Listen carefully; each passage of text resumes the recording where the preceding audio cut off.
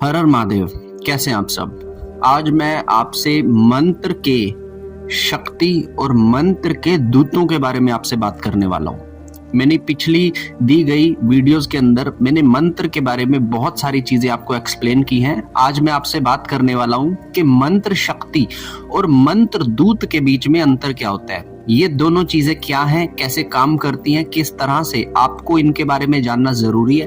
क्योंकि अगर आप कोई भी मंत्र करते हैं या फिर एक नाम जाप अगर आप करते हैं तो आपको एक डिफरेंस पता होना चाहिए कि नाम जाप में, मंत्र जाप में और मंत्र दूत के अंदर डिफरेंस क्या है। क्योंकि जो भी जब तब साधनाएं आप कर रहे हो, यहाँ पे किसी नाम या मंत्र का सहारा आप ले रहे हो। ठीक है, तो अगर आप इस चैनल पर नए हो तो वीडियो को अच्छी लगे तो लाइक कर देना, चैनल को सब्सक्राइब करके अपने साधक मित्रों के साथ इसे जरूर शेयर करना।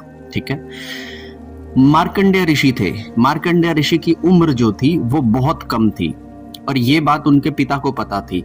जब उनकी मृत्यु का समय आया तब वहां पर उन्हें कहा गया कि तुम भगवान शिव की पूजा करते रहना। जब वो भगवान शिव की पूजा करते रहे तब यमराज के सबसे पहले दूत आए जो उन्हें ले जाने में असमर्थ रहे। फिर वहां पर यमराज स्वयं आए, वो भी उन्हें ले जाने में असमर्थ रहे। और मार्कंडेय ऋषि जी को भगवान शिव और माता पार्वती का साक्षात आशीर्वाद मिला। जब मार्कंडेय ऋषि को यमराज लेने आए थे तब उनके कंठ से एक मंत्र निकला जिसे महामृत्युंजय मंत्र के नाम से जाना जाता है।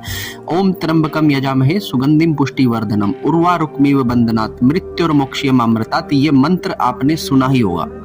वहीं दूसरी तरफ रावण भगवान शिव को लेने जब कैलाश पर्वत पर गए थे तब उसके अहंकार को तोड़ने के लिए रावण के हाथों को ही हिमालय के नीचे दे दिया था। और ऐसा करने पर रावण के मुख था वो तांडव स्तोत्रम निकला था महादेव का। उसके बाद महादेव ने खुश होकर उन्हें चंद्रहास प्रदान किया। तो जब जब किसी ऋषि के अंदर से कोई भी मंत्र की उत्पत्ति हुई है तब तब उस मंत्र को आने वाले भविष्य में बहुत सारे ऋषियों द्वारा, साधुओं द्वारा, संतों द्वारा जाप किया गया और उस जाप ने बहुत सारी आत्माओं का कल्याण किया। तो जब भी किसी मंत्र का जाप करते हैं तो उसकी ऊर्जा एक पिंड स्वरूप में हमारे ब्रह्मांड के एक स्थान पर जाकर लग जाती है। ठीक है। और जब भविष्य में कोई भी व्यक्ति जब जाप करता है तो उसका कनेक्शन उसी पिंड स्वरूप से होने लग जाता है। तो जैसे जैसे आपका जाप बढ़ता जाएगा वैसे वैसे आपका एक कनेक्शन बिल्टअप हो जाएगा उस पिंड के साथ। और वैसे वैसे आप देखेंगे कि आपके मंत्र को एक ऊर्जा प्राप्त होने लग गई है। अब जितना ज्यादा आप जाप करेंगे उतने ही आपकी मंत्र की शक्ति बढ़ती जाएगी। जब जब आपको जरूरत पड़ेगी मंत्र को जपने से मंत्र की शक्ति आप तक पहुंचेगी और आपके कार्य को करने में समर्थ हो जाएगी। अगर कोई बड़ी चीज आपके सामने आ जाएगी तो वहां पर हो सकता है कि आपकी मंत्र शक्ति कम पड़ जाए। तो एक मंत्र के काम करने की शक्ति को मंत्र शक्ति कहते हैं। हर व्यक्ति के पास मंत्र शक्ति अलग अलग हो सकती है।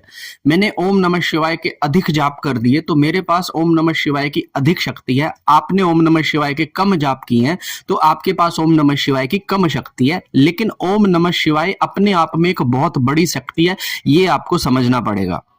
अब जैसे जैसे आपका जाप बढ़ता जाएगा वैसे वैसे आपके मंत्र की शक्ति भी बढ़ती जाएगी। इसे कहते हैं मंत्र की शक्ति। ठीक है। हर एक मंत्र में बहुत शक्ति है और हर मंत्र की शक्ति तभी एक्टिवेट होगी जितने माला आप जाप कर दोगे उसके हिसाब से। दूसरी चीज, मंत्र शक्ति जो होती है ये 3 तरह के मंत्र शास्त्रों में बताए गए हैं। पहले होते हैं जो वैदिक मंत्र हैं, जो ओम नमः शिवाय जैसे एक वैदिक मंत्र है। ओम तरह से कई सारे ऐसे मंत्र हैं जो वैदिक मंत्र है। ठीक है, ये वैदिक मंत्र होते हैं। दूसरे जो मंत्र होते हैं वो होते हैं बीज मंत्र। बीज मंत्र के अंदर आप बीज देखने को मिलता है, जैसे ओम एम ह्रीम क्लीम चामुंडाय विच्चय, ये एक बीज है। और तीसरे जो मंत्र होते हैं जो शाबरी मंत्र, जिनका संचार गुरु गोरखनाथ जी से सबसे पहली बार हुआ था। अब उसके बाद बारी आती है हमारे बीज मंत्रों की। बीज मंत्र हमारे जो होते हैं जिसके अंदर एक बीज लगा होता है, जैसे ओम एम ह्रीम क्लीम चामुंडाय विच्चय, इसमें एम ह्रीम क्लीम ये बीज स्वरूप है। ठीक है ना। जैसे जैसे हम इन मंत्रों का जाप करते जाएंगे वैसे वैसे उन बीजों से उन देवताओं के तत्व जुड़े होते हैं। जैसे लक्ष्मी माँ का श्रीम लगा लीजिए, या फिर एम ह्रीम क्लीम, ये माता महालक्ष्मी, माता महासरस्वती और माता महाकाली के बीज हैं। तो जब आप इन बीजों को लगाना आरंभ करते हैं, बीज मंत्रों का जाप करते हैं, तो उस बीज से वृक्ष बनता है, ठीक है ना। तो जैसे जैसे आप उस बीज को जपते जाएंगे, उन बीजों में जो है धीरे धीरे देवी के तत्व ऐड होने लग जाएंगे, और जैसे जैसे वो तत्व ऐड होने लग जाएंगे तो एक शक्ति वो बीज भी उत्पन्न करना शुरू कर देंगे। अब यहां पर अगर किसी मंत्र के अंदर बीजों की संख्या को बढ़ा दिया जाए तो मंत्र की शक्ति अचानक से बढ़ जाती है। उसे सिद्ध करने में समय लग सकता है, लेकिन अगर बीज कम कर दिए जाएं तो मंत्र की शक्ति कम कर दी जाती है। ऐसे में जब हम बीज मंत्रों का इस्तेमाल कहीं पर करते हैं तो यहां पर इंट्रोड्यूस होते हैं फर्स्ट टाइम मंत्र दूत। मंत्र दूत बेसिकली देवता के ही दूत होते हैं, जो एक देवता के ही रूप लेकर आपके मंत्र की जितनी भी इंटेंसिटी रहेगी उसी ताकत के साथ आपके पास आएंगे, उसी ताकत के साथ आपके जो भी कार्य होंगे वो करना स्टार्ट कर देंगे। वैदिक मंत्रों में जो मंत्र दूत है वो काम नहीं करते हैं, बीज मंत्रों में मंत्र दूत काम करते हैं। ये डिफरेंस आपको समझना है, ठीक है। जब आप किसी बीज को करते हैं तो बीज धीरे धीरे अंकुरित होने लगता है। आपके जाप करने से बीज पौधा बनता है, पौधे से बड़ा पौधा, और फिर छोटा वृक्ष, फिर बड़ा वृक्ष बनता है। तो जितना आप उस बीज को जपते हैं उस बीज के अंदर देवता के तत्व विद्यमान हो जाते हैं, और जब कभी आपको उस मंत्र के इस्तेमाल करने की आवश्यकता पड़ती है तो उस मंत्र के बीज के मंत्र दूत आपके सामने प्रकट हो जाते हैं, और मंत्र दूत ही फिर उस कार्य को पूरा करते हैं। अब यहां पर मंत्र दूत के प्रकट हो जाना, मंत्र दूतों का कार्य कर देना, ये आपके भाव पर, आपके जाप करने की शक्ति पर, जाप करने की इंटेंसिटी पर निर्भर करता है कि आप उन मंत्र दूतों से कितना कार्य ले सकते हैं। ये थे बीज मंत्र, जिसमें किस तरह से बीज मंत्र में मंत्र दूत काम करते हैं, ठीक है। अब इसके बाद जो तीसरी तरह के मंत्र होते हैं ये शाबर मंत्र होते हैं। शाबर मंत्रों का कहीं पर किसी भी तरह का कोई पिंड नहीं है। शाबर मंत्रों में कभी भी किसी तरह के कोई मंत्र दूत नहीं होते। शाबर मंत्रों को अगर आप पढ़ेंगे तो आपको पता लगेगा कि आप अपने मन की इमेजिनरी भाषा से जो शब्द देवताओं के लिए लिख दोगे और बार बार जब उसका उच्चारण करोगे तो उसमें शक्ति उत्पन्न होनी शुरू हो जाती है। तो जिस तरह के आपके मन के भाव लिखे होंगे, क्योंकि बहुत सारे आजकल जितने भी लोग हैं आप देखेंगे कि वो कुछ मंत्र और स्तोत्र खुद से बना के लिख रहे हैं कि इसका सर फट जाए, हनुमान जी के 100 दूत उड़ कर जाएं, उसका ये कर दें, उसका वो कर दें।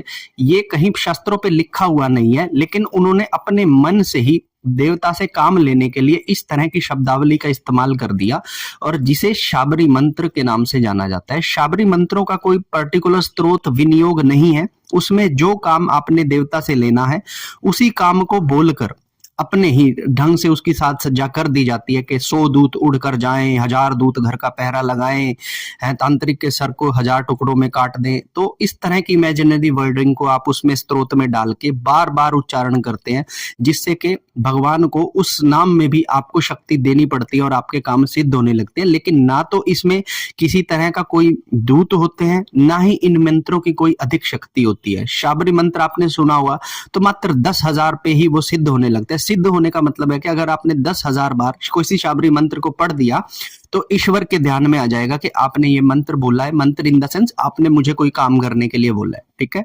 तो इस तरीके से ये 3 तरह के मंत्र होते हैं। मैंने आपको बताया कि वैदिक मंत्र, बीज मंत्र और शाबरी मंत्रों से मंत्र शक्ति और मंत्र दूत किस तरह से काम करती है इसके बारे में।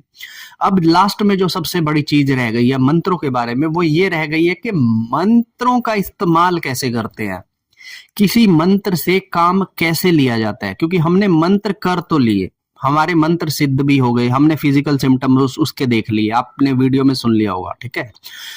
अब इन मंत्रों का इस्तेमाल हम करें कैसे।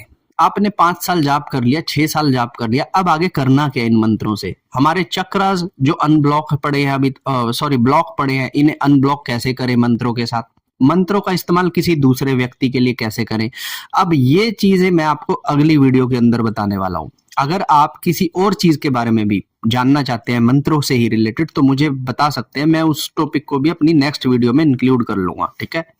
तो ये जानकारी थी मेरी मंत्रों की शक्ति और मंत्र दूतों के डिफरेंस के बारे में। और अगर आपका कोई प्रश्न है तो आप कमेंट करके मुझे पूछ सकते हैं। वीडियो अच्छी लगी तो आप इसे लाइक कीजिएगा, मेरे चैनल को सब्सक्राइब कीजिएगा और अपने साधक मित्रों के साथ इसे जरूर शेयर कीजिएगा। हर हर महादेव, जय माता दी।